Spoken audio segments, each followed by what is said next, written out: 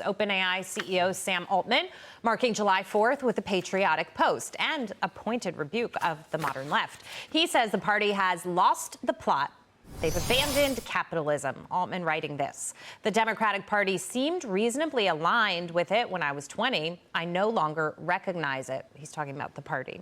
And maybe the left has changed. Take a look at how Democrats voted for tax cuts over the years. Half of them supported Reagan's tax cuts, but no Democrats backed Trump in 2017 or in 2025. These tax cuts that were so important to the American population. We talk about the party losing its way. So far, in the month of July, when you talk to most Democrats, they can't give you a compelling reason that has convinced me, at least, that they understand what happened in the election or why they lost. They still cry over what happened. They're still pointing to the wrong things. And one of the things that they did, to a certain degree, was abandon technology. You know, President Trump came in and he said, I'm going to be pro-crypto. I'm going to be pro-AI. I don't want to over-regulate. I want to let these industries where America can lead really thrive. He's doing that. I think Sam Altman is partially pointing to that and saying, we're never going to grow and continue to be number one if you try to stifle us. And that's what the Democrats tried to do, Charles. It's amazing. It shows that you have no moral center. You know, it's just like these Republicans who all of a sudden became Democrats because Trump was president. Did you have a belief center? Did you have something that you believed in? Right. Or is it just predicated on who's in charge or who's in the office? They just keep hurting themselves more and more, because to me it shows me that you don't believe in something. Believe in something, support it. Hey, we all grow, we all learn. There's a difference between evolving, but this is just Bud Trump, anti-Trump. There's no growth there at all. And it's just, I couldn't see how, it's hard for me to believe people follow that, because, again, you have no belief center. Right. You know, when you go to church, you hear a message from the pastor. It doesn't change. It is a message based on a certain belief system. In this case, of course, faith is greater. But do they have faith or belief in anything that they ever say other than just gaining a vote? One of the phrases that he used was politically homeless, which I think really hits the nail on the head.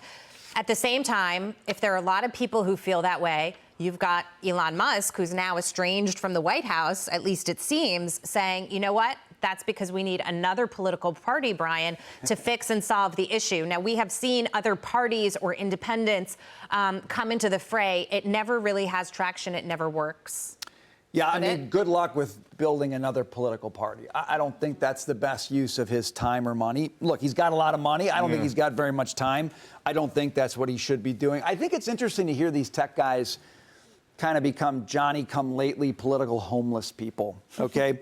Now, you know me, Jackie. I'm willing to believe that people can change their views. You know, I've been a little bit more accommodating of Mark Zuckerberg's benefit of the doubt. You have. Yes, benefit of the doubt. Sam Altman says something interesting. He says, I think the government usually does a worse job than markets.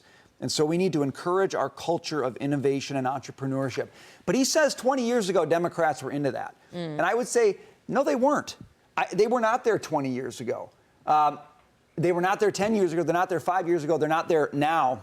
These guys have hung on for Democrats, with Democrats, for a very long time. And I think Charles hit it on the head, because the Altmans of the world, maybe they felt this 15 years ago, but they didn't have the guts to say it. Nobody had the guts to say, actually giving people their money back and giving them more freedom is what makes the world go round. They were too busy virtue signaling. You got a lot of virtue signaling points by saying nice Democrat talking points. Actually, these guys need to give up on those points and start caring more about people's wallets. Maybe they're doing that, Jackie, like I said. If you actually said it, if you said that capitalism was a good thing, they would come after you. You would be persecuted to a certain degree. At the same time, as we're talking about Elon potentially launching this party, you make a good point, which is, should he be doing this? Tesla shares. Not good. Yeah. Because this is like the last thing that investors want. They do not want him focusing on this. They want him focusing on the business, right? The nuts and bolts of the business.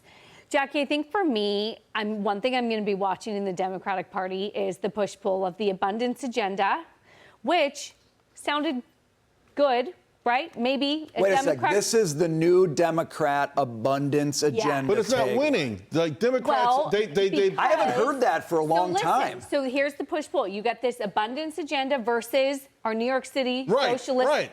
And That party is caught between the two. They're not caught between the two. They're a couple guys, a couple highfalutin New Yorkers, elitist, smart New Yorkers wrote about abundance, and the Democratic parties, they're young. Everyone's ignoring them. That's not even. I don't even think it's a contender. But I think socialism is crushing it. But I thought it would be in the Democratic Party. That would be a good. If you're it would be a good battle. And it would be great. 20-year ago Democrat. No, they're doing the abundance thing. They're like, whatever abundance you have, we're going to take and give it to everyone else. That's their abundance agenda. Then you get the New York City socialist guy who then wipes all of that out. So I'm watching. I mean, there are people in the party right trying now. to save the party. A couple of them, right? But it's good if you hang out at book clubs in Manhattan somewhere. But I mean, realistically, we just saw that put to the test. I know. And abundance was crushed. It was trampled. I'm hoping by communism, socialism. Peaked 2 weeks ago with the election, and then if they want a fighting chance, they go towards abundance. We'll see. I'll eat my words. No, they believe in fear to gain control and power. And so when Mandani says, I believe in taking control of production, that's actually what the people within the Biden administration who were the puppet masters who were pulling his strings, or they had their hands up his ass, and they were controlling the ventriloquist dummy.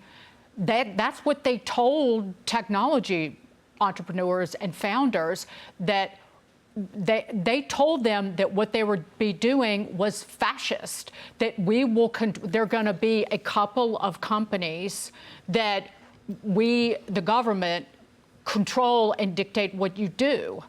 And fascism and socialism or communism, they both have the same goal. And these rich people are just too stupid to realize that those ideas and ultimately those people will come to, well, take your money and wipe you out. Stalin's not a distant memory.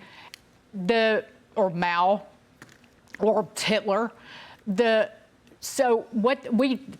what Altman is talking about. But why didn't you say boo during the election? Why didn't you step up and say that, oh, this is what the White House is trying to do, that they blatantly told people there are only going to be 2 or 3 AI companies and there aren't going to be any new artificial intelligence companies created. They're trying to destroy crypto in the name of what? Control. One of the things that Altman is doing, he's speaking up and trying to court Republicans and people who are conservative now because he's trying to control regulation.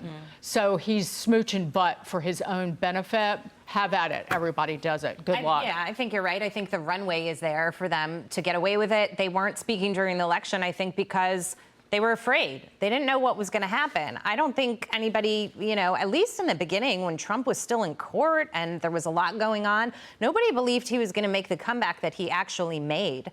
And so I think at the end of the day, Dagan, everybody does do what's in their interests at the right time. Meantime, Charles.